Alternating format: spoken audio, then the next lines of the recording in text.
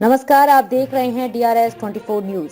स्वागत है आपका एक बार फिर आपके अपने YouTube चैनल DRS 24 न्यूज में। शुरू करते हैं आज की खबर। राम मंदिर प्राण प्रतिष्ठा के शुभ उपलक्ष्य में मंगलम मैरिज होम विनय नगर बोदला आगरा में चल रही श्रीमद् भागवत कथा ज्ञान यज्ञ के दूसरे दिन शुक्रवार को कथावाचिका पंडित गरिमा किशोरी जी द्वारा सुखदेव जन्म, परीक्षित श्राप और अमर कथा का वर्णन करते हुए बताया कि नारद जी के कहने पर पार्वती जी ने भगवान शिव से पूछा कि उनके गले में जो मुंडमाला है वो किसकी है, तो भोलेनाथ ने बताया कि वो मुंड किसी और के नहीं बल्कि स्वयं पार्वती जी के हैं। हर जन्म में पार्वती जी विभिन्न रूपों में शिव की पत्नी के रूप में जब भी देह त्याग करती, शंकर जी उनके मुंड को अपने गले में धारण कर लेते। पार्वती ने हंसते हुए कहा, हर जन्म में क्या मैं ही मरती रही, आप क्यों नहीं? शंकर जी ने कहा, हमने अमर कथा सुन रखी है। पार्वती जी ने कहा, मुझे भी अमर कथा सुनाइए। शंकर जी पार्वती जी को अमर कथा सुनाने लगे। शिव पार्वती के अलावा सिर्फ एक तोते का अंडा था जो कथा के प्रभाव से फूट गया। उसमें से श्री सुखदेव जी का प्राकट्य हुआ। कथा सुनते सुनते पार्वती जी सो गयीं। वो पूरी कथा श्री सुखदेव जी ने सुनी और अमर हो गए। शंकर जी सुखदेव जी के पीछे उन्हें मृत्युदंड देने के लिए दौड़े। सुखदेव जी भागते भागते व्यास जी के आश्रम में पहुंचे और उनकी पत्नी के मुंह से गर्भ में प्रविष्ट हो गए। 12 वर्ष बाद श्री सुखदेव जी गर्भ से बाहर आए। इस तरह से श्री सुखदेव जी का जन्म हुआ। कथा व्यास जी ने बताया कि भगवान की कथा विचार, वैराग्य, ज्ञान और हरि से मिलने का मार्ग बता देती है। राजा परीक्षित के कारण भागवत कथा पृथ्वी के लोगों को सुनने का सौभाग्य प्राप्त हुआ। समाज द्वारा बनाए गए नियम गलत हो सकते हैं, किंतु भगवान के नियम न तो गलत हो सकते हैं और न ही बदले जा सकते हैं। कथा व्यास जी ने उन्होंने कहा कि भागवत के 4 अक्षर, इसका तात्पर्य ये है कि भा से भक्ति, ग से ज्ञान, व से वैराग्य और त से त्याग जो हमारे जीवन में प्रदान करे उसे हम भागवत कहते हैं। इसके साथ साथ भागवत के 6 प्रश्न, निष्काम भक्ति, 24 अवतार, श्री नारद जी का पूर्व जन्म, परीक्षित जन्म, कुंती देवी के सुख के अवसर में विपत्ति की याचना करती है, क्योंकि दुख में ही तो गोविंद का दर्शन होता है। जीवन की अंतिम बेला में दादा भीष्म गोपाल का दर्शन करते हुए अद्भुत देह त्याग का वर्णन किया। साथ ही साथ परीक्षित को श्राप कैसे लगा तथा भगवान श्री सुखदेव उन्हें मुक्ति प्रदान करने के लिए कैसे प्रकट हुए इत्यादि कथाओं को सभी वृद्धजनों ने बड़े श्रद्धा भाव से श्रवण किया।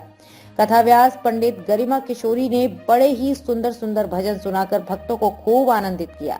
इस शुभ अवसर पर परीक्षक नरेश शर्मा एवं उर्मिला शर्मा, तुलसीराम पाठक, विजय तीर्थानी, शिवनंदन शर्मा, चौधरी भूदेव सिंह, SK वीरानी, विक्की जीवलानी, कन्हैया सोनी, रानू मनोज तीर्थानी आदि लोग उपस्थित रहे।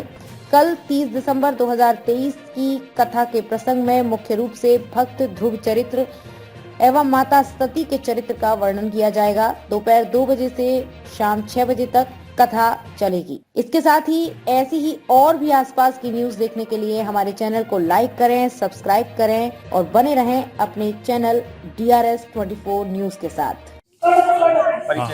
कन्हैयालाल सोनी, निवासी श्यामनगर। यहाँ पर कथा जो है चल रही है, भागवत कथा शुरू हुई है कल से। कल जो कलश यात्रा निकाली गई उसके तत्पश्चात जो है भागवत चली। ये 7 दिन तक चलेगी। 4 तारीख को भंडारा होगा और पूरा जो है भागवत कथा को सुनकर पूरा क्षेत्र बहुत खुशी से है। यही प्रार्थना करता हूँ सभी लोग आए, भागवत कथा सुने और धन्य का लाभ उठाए। भारद्वाज है और यह मंगलम में गरिमा किशोरी जी की भागवत बहुत अच्छी हो रही है।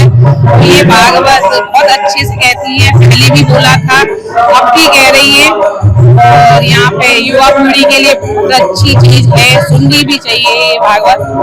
आजकल का जो माहौल है उसको देखते हुए। मेरा नाम भूदेव सिंह है, पूर्व प्रमुख फतेहपुर सीकरी, हाल निवासी वैशाली नगर बोदला। कैसा लग रहा है आपको भागवत कथा? हाँ, कैसा लग रहा है ये तो पूछने की बात नहीं है, इतना अच्छा लग रहा है। एक तो किशोरी जी का समझाने का तरीका इतना सरल है, मानो हम कभी कथा सुनते थे रमेश ओझा की, उनकी बिल्कुल ऐसी महसूस होती है कि वही इस समय गा रहे हैं। अपनी तरफ से बांटते हैं। तो रमेश भाई ओझा की तरह से बिल्कुल उसी तर्ज पे इनकी कथा चल रही है। पूरे क्षेत्र की जनता बहुत उत्साह है, इसमें उत्साह वर्धन कर रही है इनका भी, जनता पूरी आ रही है और बहुत अच्छा लग रहा है। आज की युवा पीढ़ी के लिए क्या कहना चाहेंगे? युवा पीढ़ी अगर इसी तरह से कथा भागवत होती रही तो निश्चित रूप से संस्कार में बहुत बड़ा अंतर आएगा। युवा पीढ़ी इन्हीं कथाओं से संस्कार ले रही है और अच्छे संस्कार मिलेंगे। लोग देख रहे होते हैं, इसीलिए कहा कि थोड़ा समय कथा के लिए निकालो, थोड़ा समय भगवान के लिए निकालो, थोड़ा समय भगवान के भजन के लिए निकालो। ये शादी ब्याह तो जीवन भर लगे रहेंगे। ब्याह हो जाएगा बेटे का, फिर क्या लगेगा मन में कि अब तो उसको एक बालक और हो जाए, वो भी हो जाए, उसके साथ खेलने में व्यस्त हो जाएंगे और सोचेंगे नाती का ब्याह और हो जाए, फिर देखेंगे भजन वजन। ये तो बुढ़ापे की चीजें हैं। वो भी हो गया, आंखों पे चश्मा लग गया, बिल्कुल पड़े हुए खटिया में, और फिर भी किसी ने कहा भैया भजन कर लो, तो बाबा क्या कहेंगे? तो नाती तो ब्याह तो है, नाती के छोरा को ब्याह और है दे, तब हम भजन आरंभ करेंगे।